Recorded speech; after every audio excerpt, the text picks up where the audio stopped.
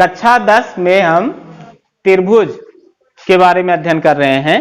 प्रश्न संख्या 5 में दिया गया है कि त्रिभुज PQR की भुजाओं PR और QR पर क्रमशः S और T दिया गया है।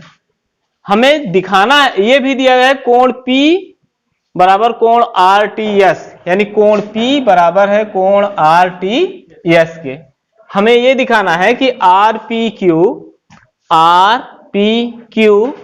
समरूप है RTS के। हम ये जानते हैं कि यदि एक त्रिभुज के तीनों कोण दूसरे त्रिभुज के तीनों कोणों के बराबर हों तब दोनों त्रिभुज समरूप होते हैं, अथवा एक त्रिभुज के दो कोण दूसरे त्रिभुज के दो कोणों के बराबर हो तब वो दोनों त्रिभुज समरूप होते हैं। यानी यहां पर अगर हम ये दिखाने में कामयाब हो जाएं कि RPQ में कोण P बराबर है RTS में कोण T के, और कोण R इस बड़े वाले त्रिभुज के लिए भी है और ये RTS के लिए भी है, दोनों के लिए कॉमन है, तो ये कोण तो कॉमन हो गया और ये कोण इस कोण के बराबर है, इसलिए दोनों त्रिभुज समरूप हो जाएंगे। इसके पहले हमें जो दिया है उसको नोट कर लेते हैं। दिया है त्रिभुज PQR में PR व QR पर बिंदु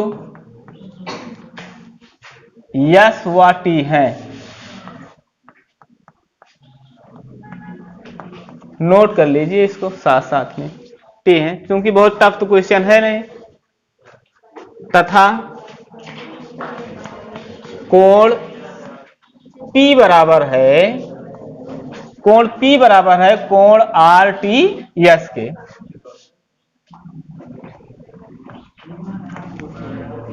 सिद्ध करना है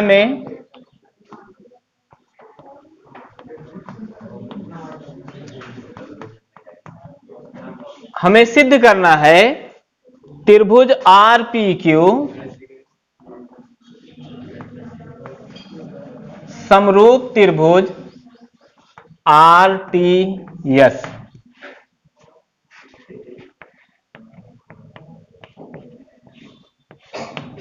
जो त्रिभुज हमें समरूप सिद्ध करना है वही त्रिभुज हम लेंगे। हमें लेना है RPQ त्रिभुज RPQ व त्रिभुज RTS में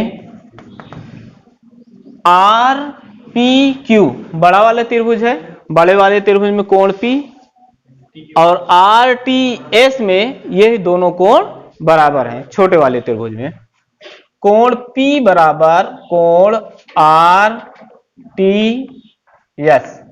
इस कोण को सीधा सीधा T मत लिखिएगा कि सिर्फ कोण T लिख दें, क्योंकि ये स्वतंत्र नहीं है लेकिन ये स्वतंत्र है। इससे हमें पता चल जाएगा कि इस कोण के बारे में पूछ रहा है।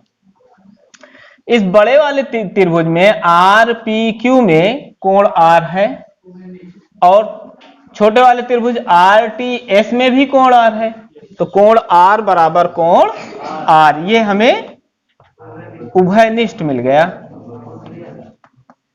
उभयनिष्ठ कोण है ये, और ये हमको दिया है। हमें यही मालूम करना था कि यदि एक त्रिभुज के दो कोण दूसरे त्रिभुज के संगत दो कोणों के बराबर हों तब दोनों त्रिभुज समरूप होते हैं। तो त्रिभुज RPQ में यह कोण बराबर है RTS में इस कोण के, और यह कोण दोनों में उभयनिष्ठ है ना। तो इसलिए त्रिभुज RPQ समरूप त्रिभुज RTS। किस कसौटी पर ये दोनों त्रिभुज समरूप हुए? हाँ, AA समरूपता, कोण कोण समरूपता।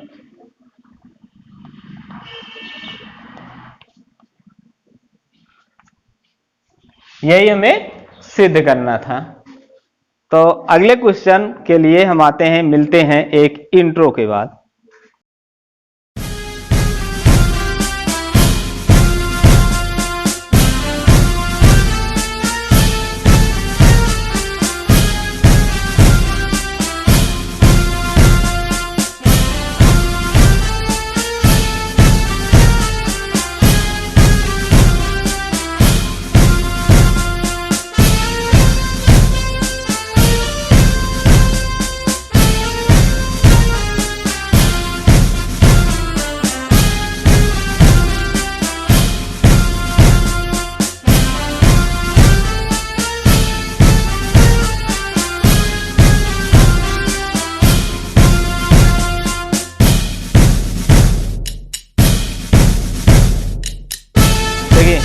प्रश्न संख्या 6 में हमें दिया गया है त्रिभुज ए बी ई समरूप त्रिभुज ए सी डी।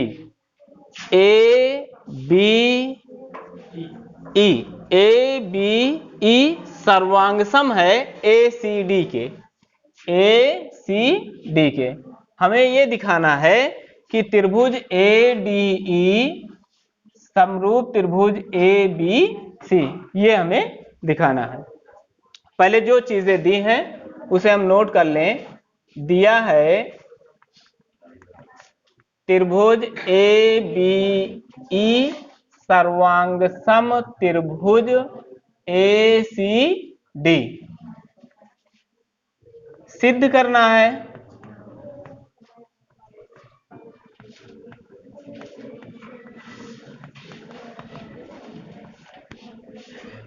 त्रिभुज ए डी ई समरूप त्रिभुज ए बी सी। उत्पत्ति।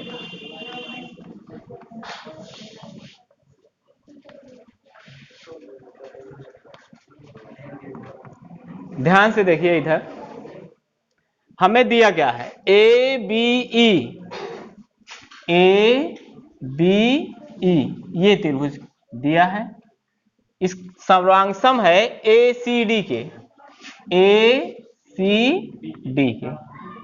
अब यहां पर ध्यान से देखिए चित्र में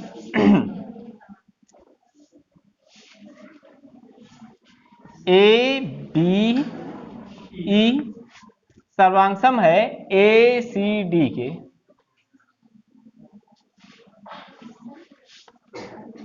ए सी डी के ए बी ई सर्वांग सम है ए सी डी। देखिए इसमें क्या आ रहा है, हमें ये दिया है कि त्रिभुज ए बी ई सर्वांग सम त्रिभुज ए सी डी। ध्यान से देखिए, ए बी की संगत भुजा क्या होगी? ए सी। ए बी की संगत भुजा ए सी, इसका मतलब यह है कि ए बी बराबर है ए सी के। ए बी बराबर ए सी, ठीक। ए ई की संगत भुजा क्या होनी चाहिए? A D. तो ए ई की संगत भुजा क्या मिल रही है?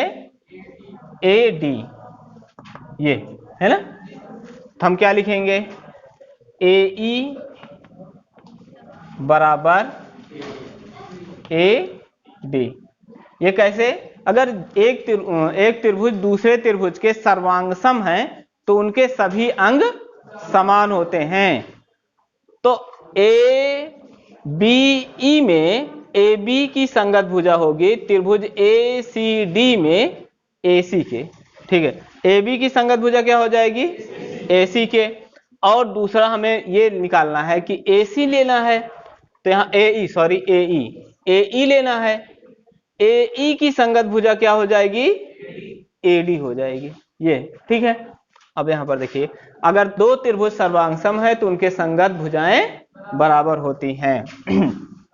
यहाँ पर लिखते हैं सर्वांग सम त्रिभुज के संगत अंग, ठीक है। या इंग्लिश में इसको लिखते हैं सीपी सीटी, ठीक है। अब यहां पर देखिए, हमको लाना क्या है? हमको ये दर्शाना है कि ए बी बटे ए डी मिल जाए और ए सी बटे ए ई मिल जाए और ये कोण दोनों में उभयनिष्ठ है, तब दोनों त्रिभुज समरूप हो जाएंगे। हमें क्या लाना है? ए बी बटे ए डी। हम इसको अगर अपान में लिखें तो इसको हम ऐसे लिख सकते हैं, ए बी बटे ए ई बराबर ए सी बटे ए डी। इसको ऐसे तो लिख सकते हैं, ए बी बटे ए सी यहां लेकर चले आए बराबर ए ई यहां लेकर चले जाएं, ए ई अपान ए डी। तथा हमें ये दिखाना ए डी ई यानी ये छोटा त्रिभुज, इसमें ये कोण शामिल है। फिर और ए बी सी ये बड़ा त्रिभुज, इसमें भी ये कोण है, तो इसका मतलब कोण ए उभयनिष्ठ है, कोण ए बराबर कोण ए, उभयनिष्ठ कोण। क्या दिक्कत है? उभयनिष्ठ कोण ये हो गया, ठीक है। हमें मिला क्या? ए बी बटे ए सी, ए बी बड़े वाले त्रिभुज में ए बी बटे ए सी बराबर ए ई बटे ए डी, ए ई बटे ए डी, यानी इसकी संगत भुजाएं समानुपातिक हैं और बीच का कोण बराबर है। या यहां से देखें तो ए बी बटे ए ई मिल जाएगा हमें, ए बी बटे ए ई मिल रहा है और ए सी बटे ए ई मिल रहा है, और ये मध्य का कोण इन दोनों भुजाओं के बीच का कोण बराबर है, इसलिए दोनों त्रिभुज समरूप हो जाएंगे। तो यहां पर हमें लिखना है, इसलिए त्रिभुज ए डी ई समरूप त्रिभुज A B C, S A S. इन दोनों फिगर में देखें तो ए बी की संगत भुजा क्या है? ए सी, ए बी बटे ए सी बराबर ए ई बटे ए डी, और इन दोनों के मध्य का कोण बराबर है ना। यदि एक त्रिभुज की दो भुजाएं संगत दूसरे त्रिभुज की दो भुजाओं के समानुपातिक हो और उनके बीच का कोण बराबर हो, तब दोनों त्रिभुज समरूप होते हैं। आशा करते हैं अच्छे से आप लोगों को समझ में आ गया होगा। अगर समझ में आ गया होगा तो हमारी वीडियो को लाइक, शेयर, सब्सक्राइब और कमेंट करना मत भूलिएगा। धन्यवाद।